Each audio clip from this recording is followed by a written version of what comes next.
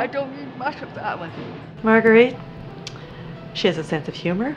We have fun together.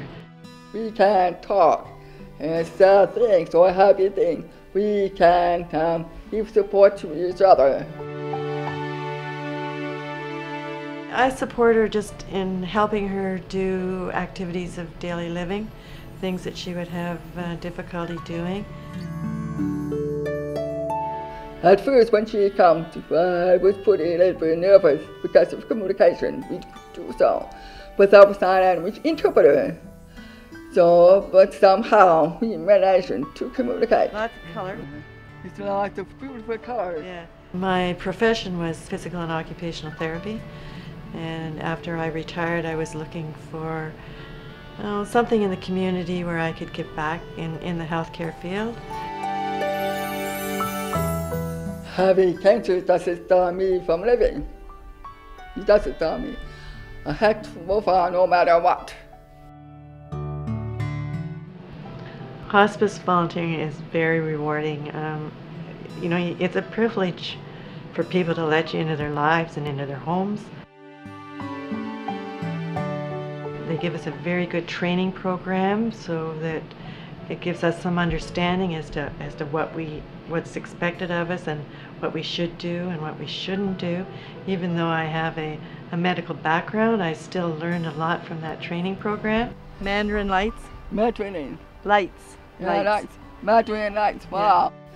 Yeah. Hospice means a lot to me because I knew that experience what I went through. Need some kind of support system. She's very easy to get along with. She's appreciative of everything I do for her, or do with her rather than for her. She's just a really good friend or buddy, as we like to say. More than a family, we are friends.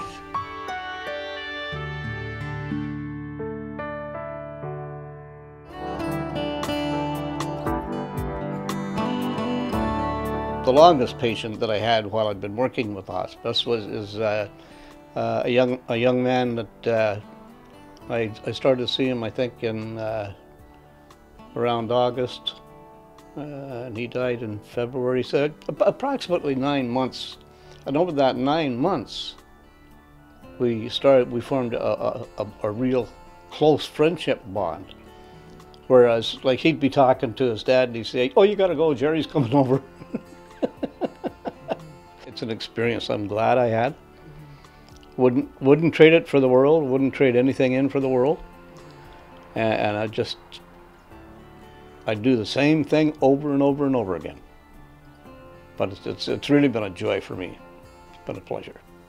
Probably nap for about an hour and a half this afternoon. Now that I have cancer, I can see how important the visits by hospice volunteers are to people.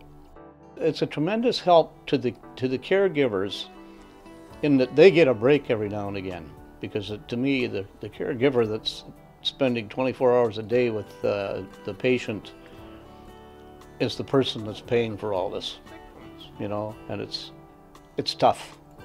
It's really tough. But the overall benefit is when you come home after you've let you know, the primary caregiver go for an afternoon home and see how good they feel too. So then you feel just a little bit better.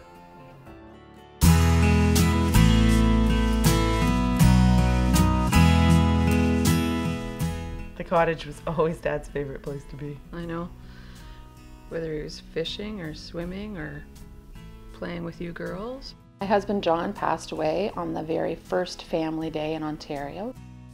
When I was 10, my dad was diagnosed with a brain tumor, and up until I was about 20 years old, I didn't really know that that meant cancer. He loved that part too, eh? I needed help. Hospice was there for us when we really, really needed them. I didn't have the option of not working because I had 2 girls that were going into university and needed to work. I realized that hospice was not there for just end of life. Our hospice volunteers, they were more than friends. They really became family to us. And you know, I'd come home from school and they'd be sitting there with Dad, watching television, reading to him. They were always there when we needed them. I could feel comfortable knowing that if they needed my assistance, they could come out and get me and we could do whatever needed to be done for him. But I could go out and just get groceries or cut the grass for a few minutes and know that he was going to be okay, and didn't have to worry about what I was going to walk back in on when I came home if I did leave him alone. So they just helped in every aspect. In the hustle and bustle of the last, I'd say, 5 years of Dad's life, you know, hospice volunteers provided us with some sort of normalcy. We could come home from wherever we were and not feel like something was going to be wrong. We could come home without worrying. And there was one hospice worker that John needed assistance when he was going to the washroom, and they would walk down the hall, and she would always say that she would dance with him because she had to place his arms on her shoulder to get down the hall, and they would have a little dance, and John liked to listen to the country music station a lot, so she would turn it up and they would dance their way down to the washroom. Every volunteer that we had come into the house was a perfect fit for Dad. It was never, you know, a case where we'd come in and not be sure whether that person was right to be matched with Dad. Every volunteer was perfect for him. John all of a sudden one day took a turn for the worst, I guess, and we knew that it wasn't going to be long before he was going to leave us. And I remember I called hospice and said, okay, guess we're there, we're at end of life now. And within hours, there was a hospital bed here. There was oxygen tanks in a setting where John could be comfortable and we could still be with him. So we set the hospital bed up here in the living room. We had lots of chairs around for friends and family to be able to come and visit. And that's what it was like. It was like a revolving door of friends and family here. During the last few days of Dad's life, our hospice volunteer, they kept coming, but it was different. They came and they sat with my sister and I in the kitchen, and they would ask us how we were doing and what we had been up to and if there was anything they could do for us. So they weren't just there for Dad, they were there for all of us. Remember we had the bed set up here? Yep, right here. And we had that sign, remember that sign? Wishing I was fishing. Right at the end of the bed. Everyone always pointed it out. Yeah.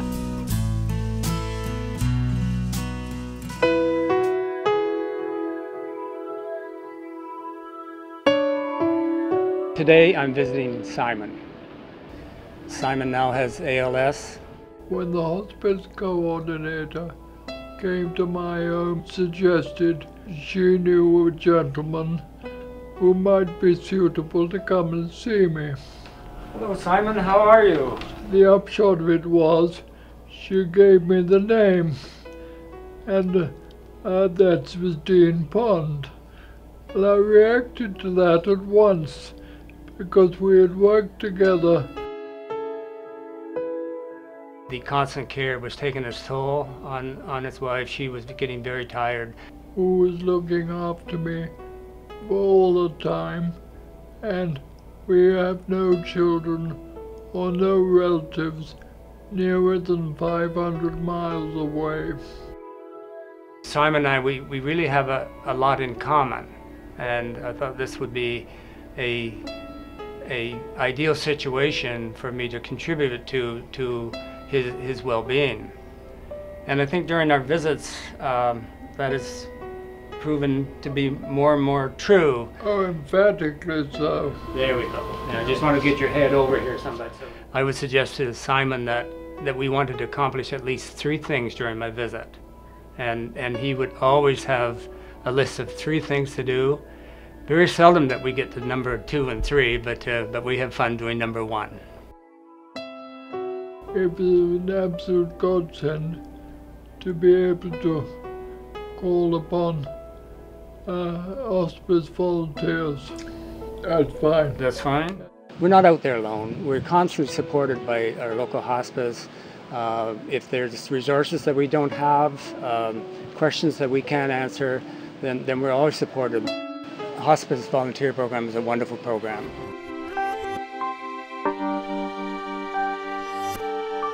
Hospice is a registered, non-profit, charitable organization. There are no fees for our services. We rely on generous donations from our community to sustain our services.